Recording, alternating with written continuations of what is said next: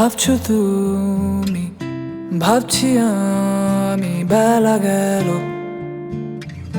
ঘরের ছেলে ঘরেতে ফিরলো না কেন?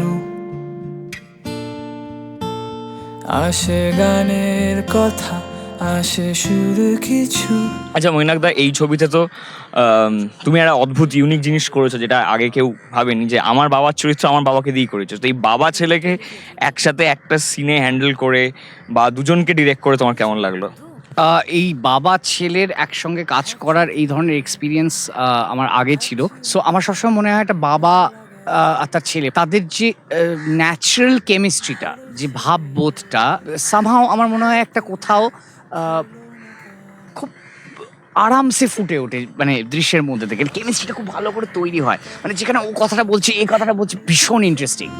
আসে শরীরটা তার, তবু আসে না সে তো, আসে ফিরে দেখার, আসে পথ কিছু। এই প্রথম বাবা ছেলে আর কি, বাবা ছেলে চরিত্রে অভিনয় করছি, এবং প্রধান বিরোধের জায়গাটা ছেলে আর বাবারই। গান লিখবে, বাজারে বিক্রি হবে, সেই টাকায় সংসার চলবে। ইডিয়েট কোথাকার। কাল সারা রাত ভেবে দেখেছি। এইটাই আমার মজা লেগেছে, যে শান্তিদা যেখানে ডায়লগটা ছেড়ে দিচ্ছে সেখানে ঋতব্রত ধরে নিচ্ছে। মানে কোথাও যেন আমি অপু আর অপুর বাবাকে দেখতে পাচ্ছি। অসাধারণ। মানে কোথায় জেনারেশন আমি আমার নিজের 16 বছরের মৈনাককে ফেরত পেলাম।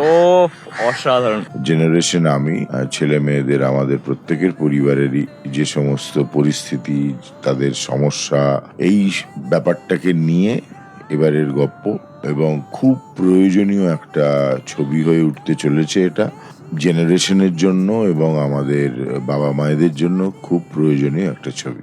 কাল সারা রাত ভেবে দেখেছি,